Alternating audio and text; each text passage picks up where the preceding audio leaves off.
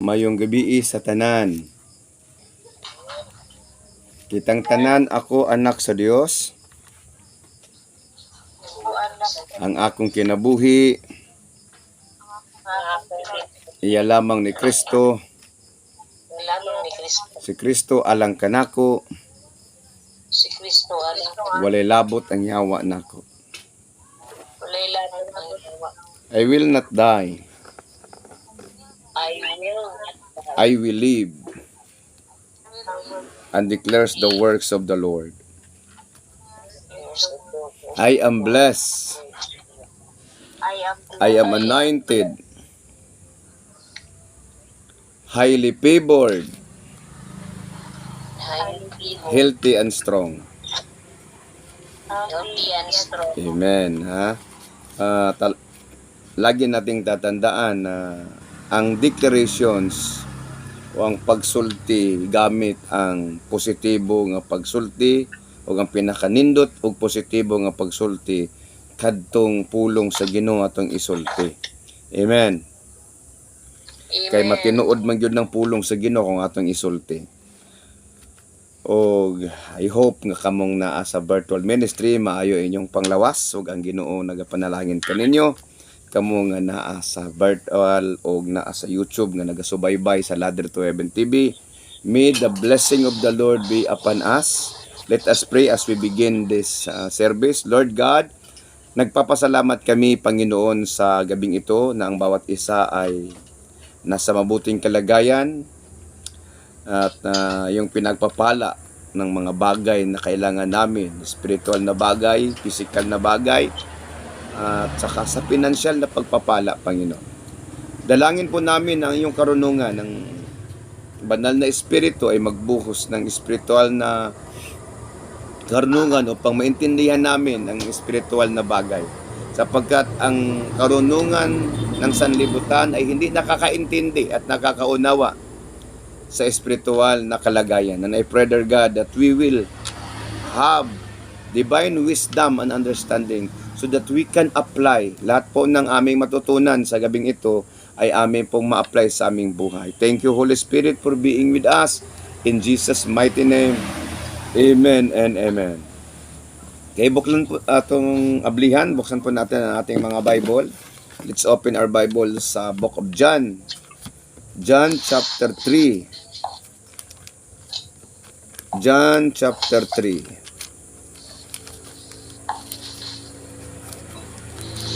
At kung meron dyan nakasubaybay sa YouTube at kung meron kang Bible, kindly open your Bible upang kasama nyo kami sa pag-aaral sa gabing ito.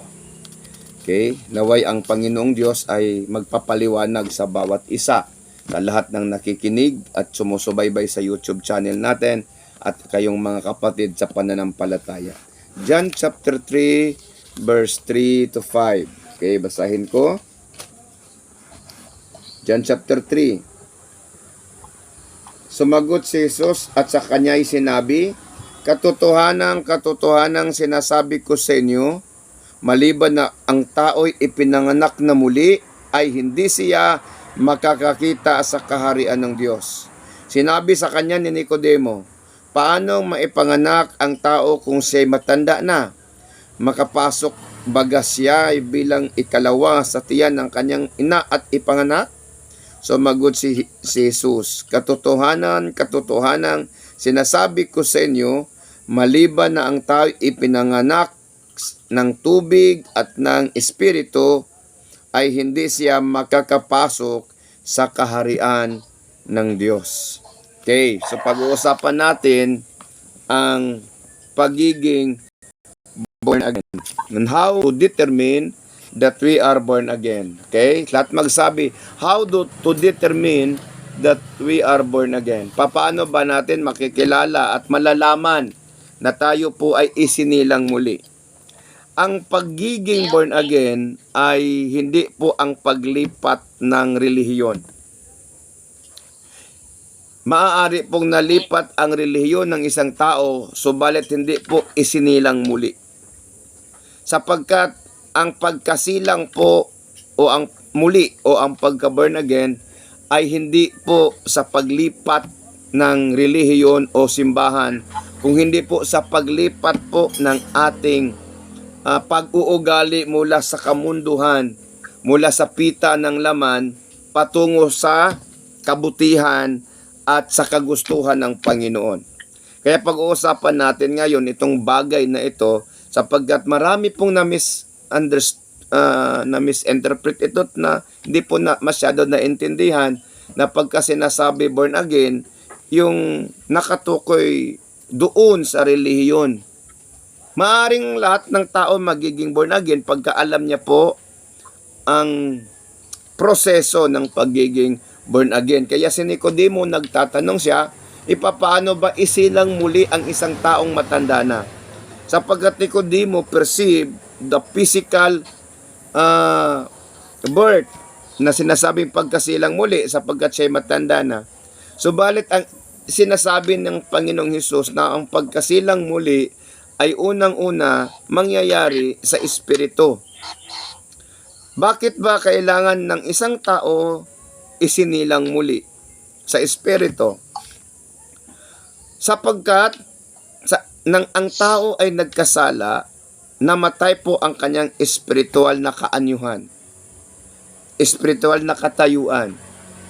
At kailangan pong isilang muli yung espiritong namatay. Kaya tinatawag na born again sapagkat pag siya namatay, wala na yan. At pagka isilang muli, yun ang ibig sabihin.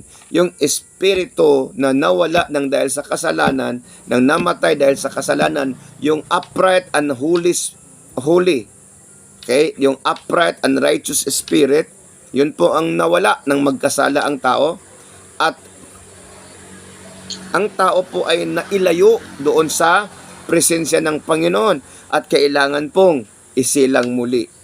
Papaano nga po maisilang muli ang isang tao sa pamamagitan ng espiritual na pagkasilang? Number 1, kailangan po nating mananampalataya sa Panginoon.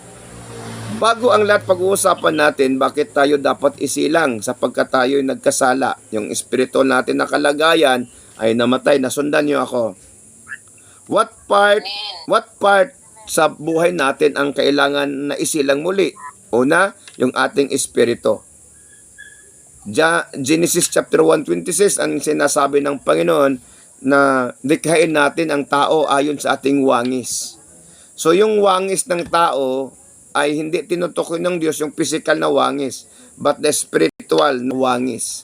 Yung nature, yung upright, yung peace, joy, love, holiness, honesty, integrity, life, yung paghipan po ng Panginoon sa tao, ng kanyang ginawa yung tao, paghipan niya po, yung tao nagiging buhay. Yun po ang nagiging nature ng Panginoon na nasa tao. The upright, peaceful, loving, joy, holiness, honesty, and integrity, at ang buhay. Ito po yung nawala. Nawala pong uprightness, nawala pong peace, nawala pong love, joy, and holiness, and honesty. At ang eternal life ay nawala. Ang integrity ng tao ay nawala, nang ang tao po ay nagkasala. Kaya sinasabi ng Biblia, ang lahat ay nagkasala at nailayo, nahiwalay sa Panginoon. Pagka sinasabing nawala, nailayo, kailangan pong ibalik. Nawala, kailangan pong isilang muli. Okay. How to determine that we are born again if we confess that you are born again? Kasi sinasabi ng iba na born again na sila sapagkat nailipat sila ng simbahan. Na born again na sapagkat naiba ng simbahan. Ulitin ko muli, ang pagiging born again ay hindi ang pagkalipat ng simbahan, kundi ang pagkalipat ng iyong katauhan mula sa old nature patungo sa bagong nature, mula sa daang kinaiyahan padulong sa bagong kinaiyahan nga iya sa Ginoo. Okay, kaya sinasabi doon, hindi ka makakapasok sa kanyang kaharian pag hindi ka isinilang muli. Ang tinutukoy po ng Biblia ay ang espiritu ng pagkasilang sa espiritu. Kasi sinasabi ni Nicodemo, paano ako isilang? Sinasabi ni Jesus Christ, ang gianak sa espiritu, espiritu ang gianak sa unod-unod. So ang pagkasilang sa tubig ay ang pagkasilang sa unod. At ang pagkasilang sa espiritu ay ang pagkasilang doon sa muli sa righteousness and the holiness of God. Nasundan niyo ako. Karon, on how we determine that we are born again. Number 1, paano ko nalalaman at napagtanto na ako pala ay isinilang ng muli? Number 1, you have spiritual restorations. Restorations, sapagkat nailayo po tayo at kailangan natin na ma-reconnect. Kaya kailangan natin may restore. Anong i-restore natin? Yung relationship natin sa Panginoon na nasira ng kasalanan. Ano ang i-restore natin? Ang relationship.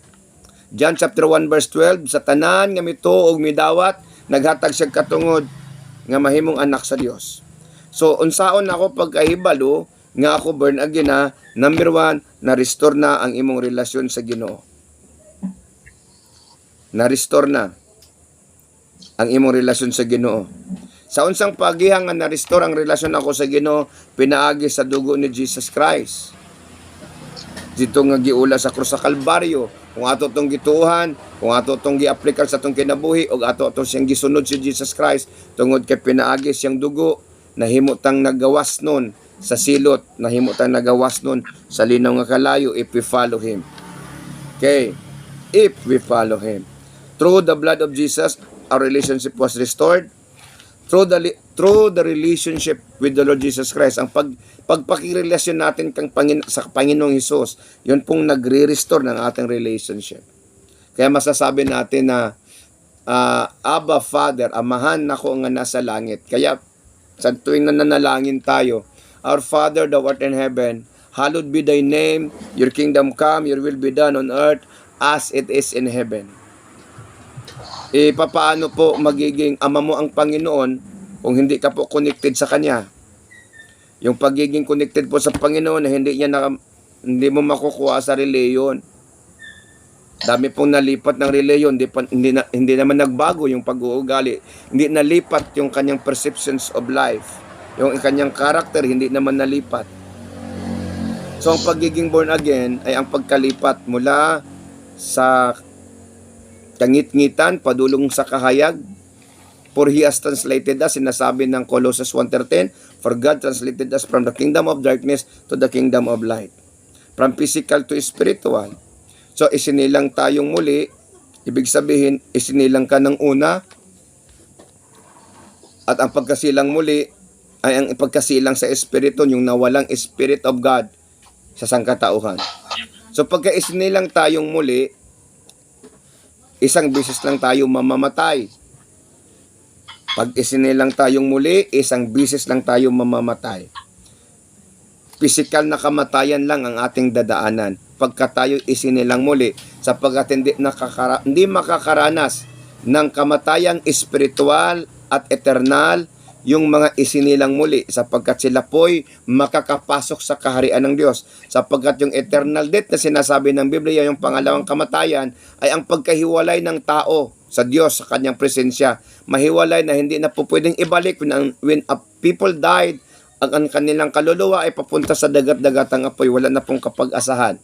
Sinasabi po ng Hebrew chapter 1, chapter 9:27, it is appointed unto man after that, and after that, it is appointed unto man once to die, and after that, the judgment.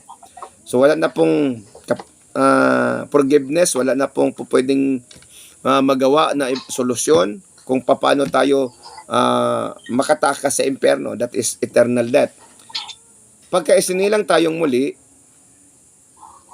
mamamatay lamang yung physical natin, pero yung spiritual natin hindi na mamatay. So, balit, pagka isang bisis ka lang, when you born once, isang bisis ka lang isinilang, dalawang bisis kang mamamatay. Mamamatay ka sa physical at mamamatay ka din sa spiritual.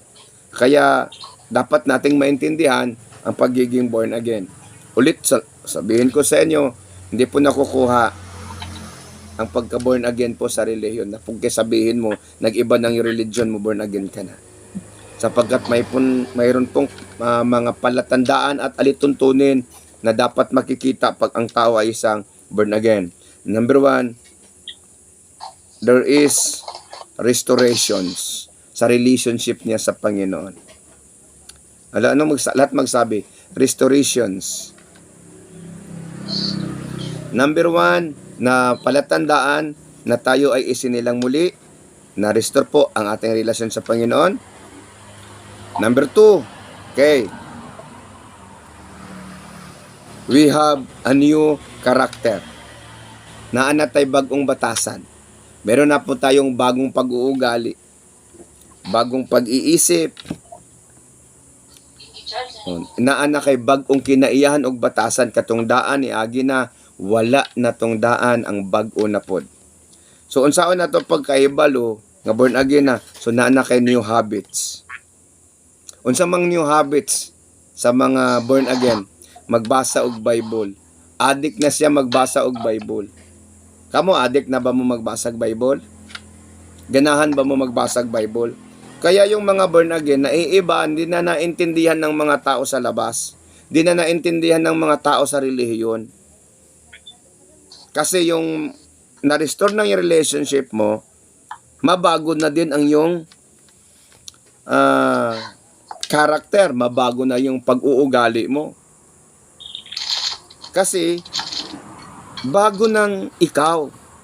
Pag may bagong character, may bagong habit, may bagong activities. Hindi na yung worldliness. Yung mga activities natin, hindi na worldliness. Yung ating isipan ay hindi na nakapako doon sa sanlibutan. Nakapako na doon sa kaharian. Sapagkat when we are born again, our perspective, our perceptions ay mabago na. Mayroon ka ng bagong focus sa buhay. Hindi mo na ninanais yung mga makamundong bagay. Hindi mo na ninanais yung satisfactions of this world, your enjoyment of this world. Ang hinahanap mo na kung papaano ang Panginoon magagalak sa iyo. Yun po. Yun po ang dapat nating malaman. How can I know that I am born again? Number 1, may restoration nangyayari sa relationship mo sa Panginoon. Number 2, may pagbabago sa iyong pag-uugali. Now, tingnan natin ngayon. Let us examine ourselves. Mayroon bang nabago sa akong kinabuhi?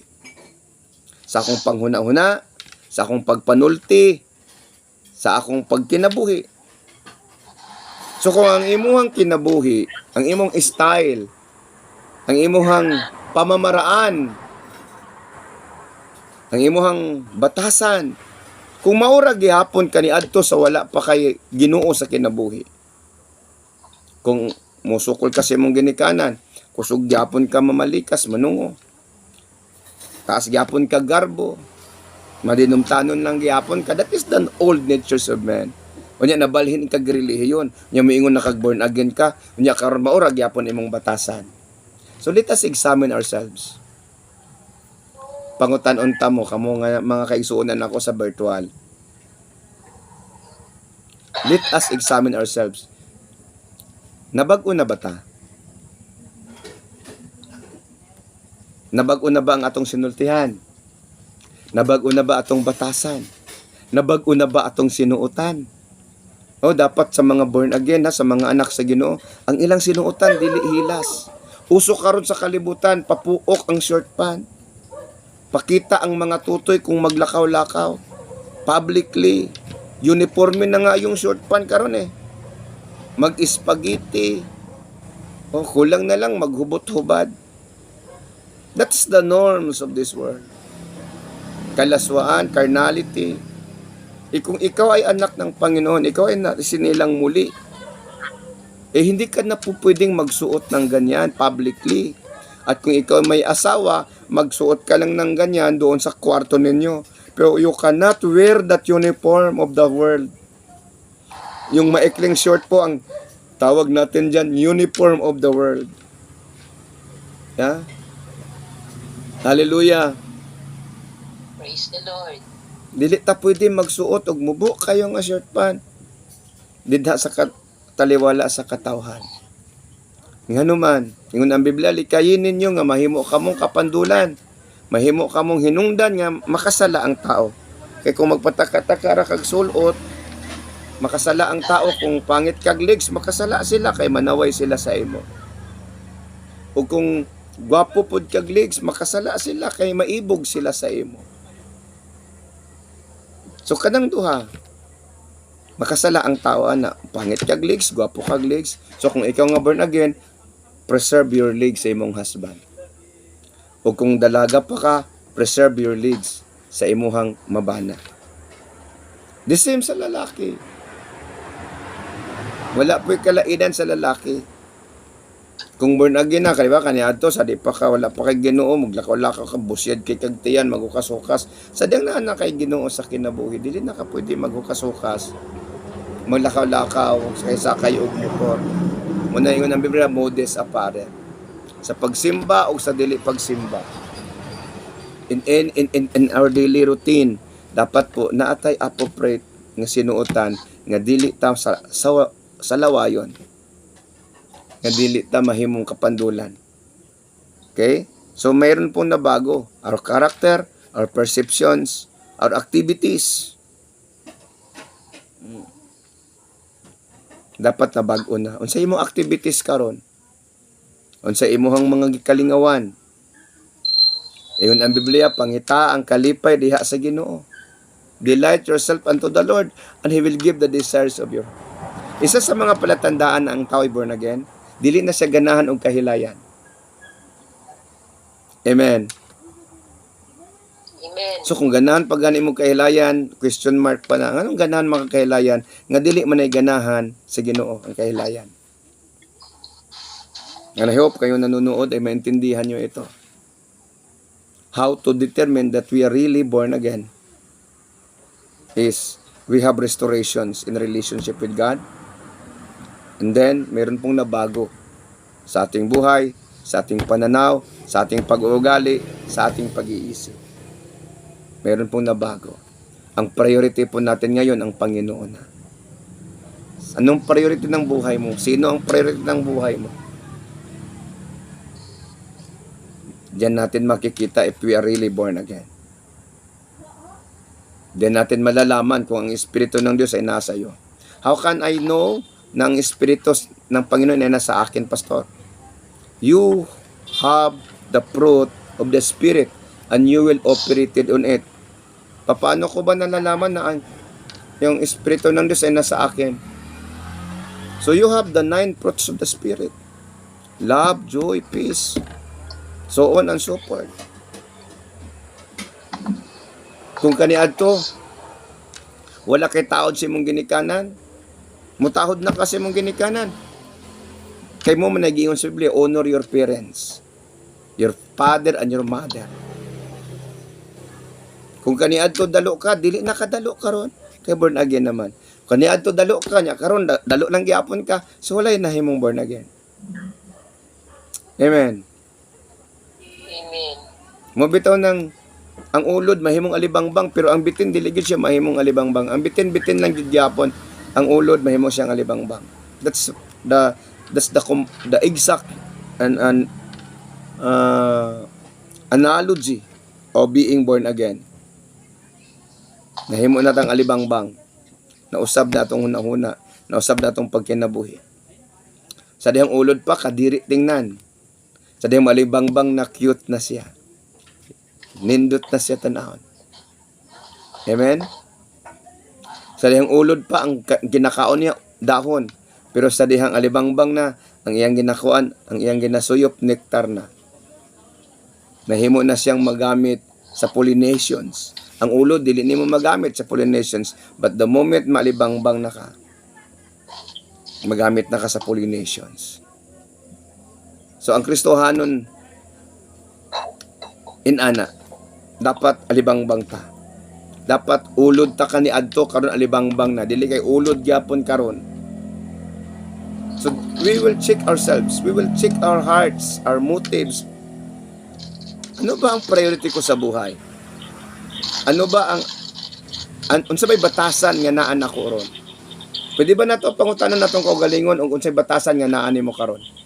Kayo nga nakikinig dyan sa YouTube nanonood, unsa bay batasan nga naa nimo karon? Susihon nato. O kinibang batasana, mao ba ni giingon sa Biblia nga natao pag-usab? Ang bagong espiritu, ang daan ni agi na. Ang kangit-ngit ni agi na, nanata sa kahayag. Walay perpekto nga tao, pastor, tinuod, walay perpekto nga tao. Kitang tanan makasala, kitang tanan masipyat. Pero si Jesus Christ muhatag ka nato og pamaagi para ta mahimong puti at ubangan niya. Kaya balo mo sa unsang paagi ang pagdawat nimo kay Jesus, ang pagsunod nimo kay Jesus. We are saved by grace, sabi ng iba. Yes. Pero sino yung grace? Si Jesus. Is the loving kindness, is the mercy of God, is the wisdom of God. Indeed, Jesus Christ is the grace. Ibig sabihin, we are saved by Jesus by His blood. Kaya nga we are bound na magbago. We are bound to change our course, to change our altitude. Dapat baguhin natin takbo ng ating buhay, ang ating pag-iisip. Sapagkat tayo isinilang ng muli. So easily can a person be acclaimed. Pwede niyang angkinin. Born again naman ko. Pero nga nung mangtas mangkagbatasan lagi. Hello? Amen. Diba, lain kay paminaw, no? Born again naman ko, pero nga nung mangtas man kagbatasan. Bakit ang ngilad man kaayo? So wala na bagpo. Wala na usab. So wala na born again. Na? Amen. Madinumtanon ka lang gyapon, wala ka na born again. Kaya angon ang Biblia ang nagdumot sa iyang isig katao, naapas siya sa kangit-ngit. Kung niingon siya nga nakaila siya sa Dios apan nagdumot siya sa iyang isig katao, wala siya nagkaila sa Ginoo.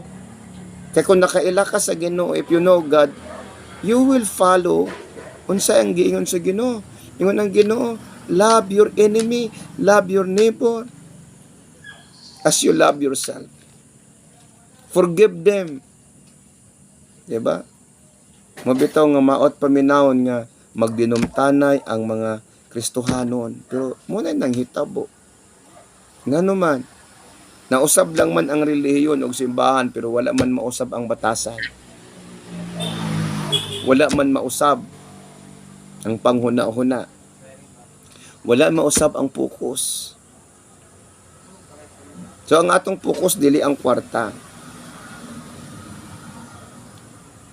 Muna akong gisulti sa taga-Pianing, sabi ko sa kanila, ang pagpunta ko po dito ay hindi po yung hangarin ko yung offering ninyo.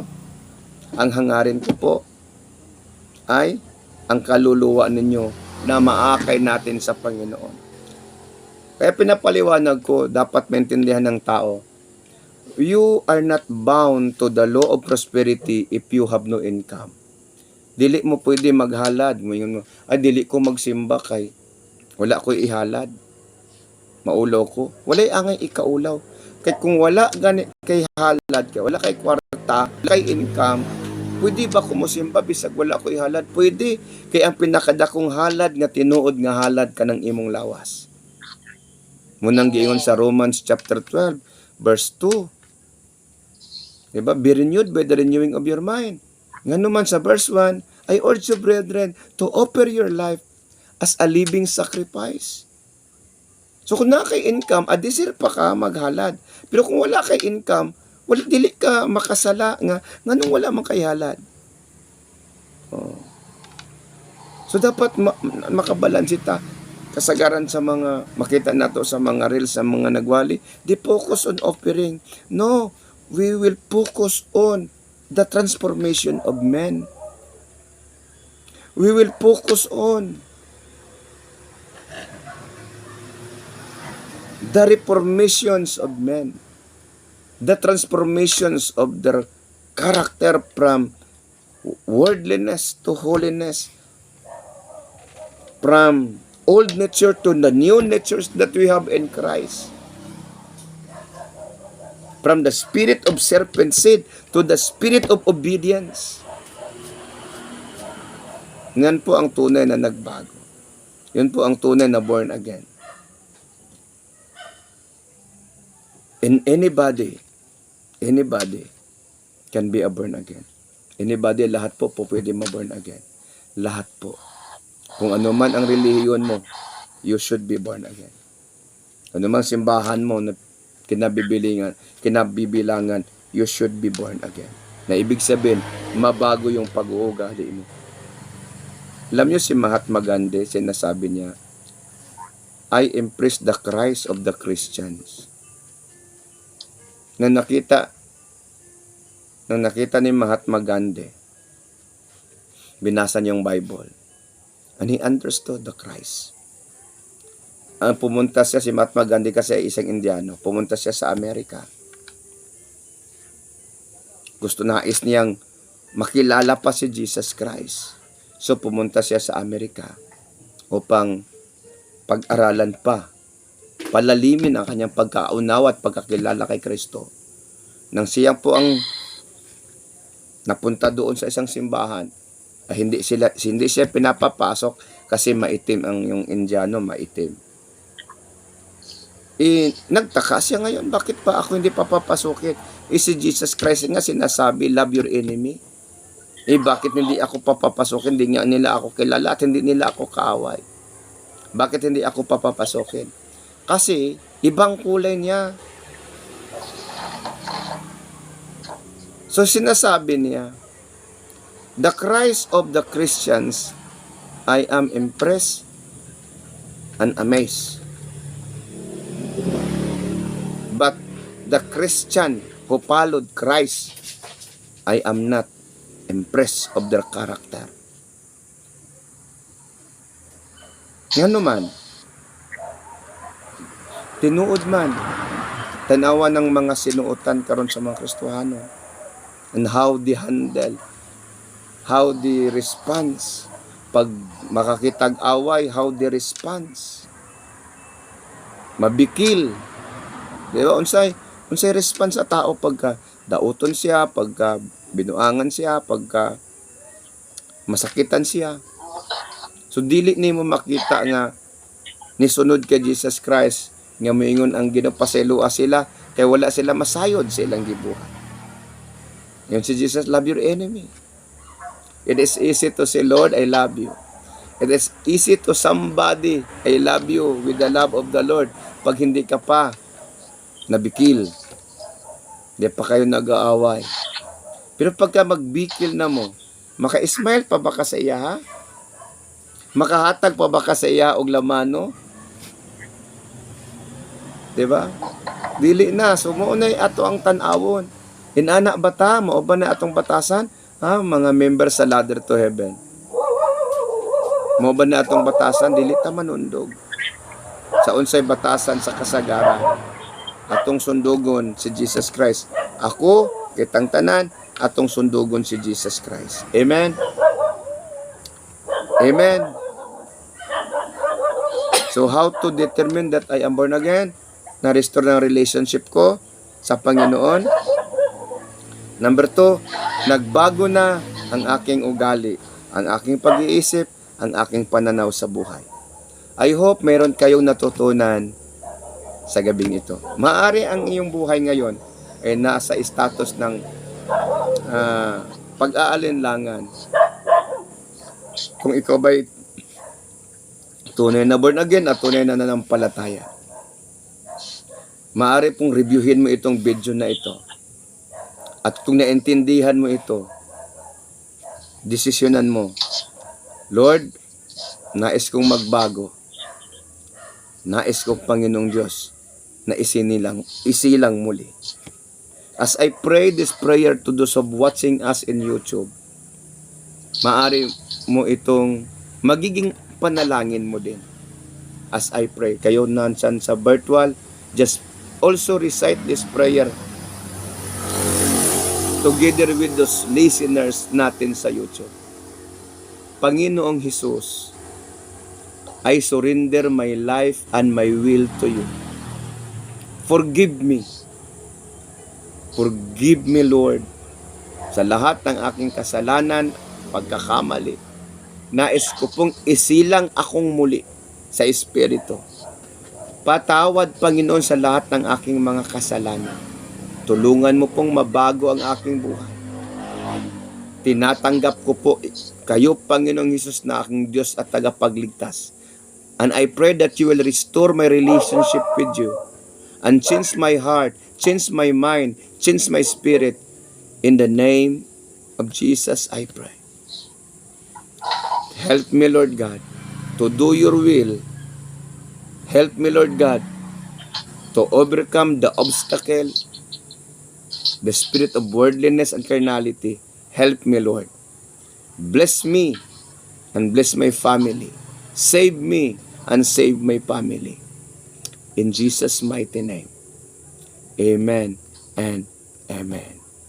At kung ikaw po ay nananalangin ng taos puso, alam ko po ang Panginoon ay nagpapatawad sa inyo at ang Panginoon po ay magpapala.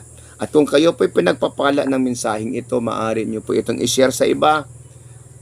At kung kayo ngayon lang po kayo nakapanood, maaari pong i-click na nyo yung subscribe, notification button, at saka po i-share po itong video sa iba. Naway ang Panginoon po ay magpapala sa atin ng pagpapalang espiritual, pagpapalang material, pagpapalang physical. I declare your grace and blessing, Lord, upon those people who are watching us, subscribing us, following us, this Ladder to Heaven TV. I declare it, O God, in Jesus' mighty name. Amen and amen.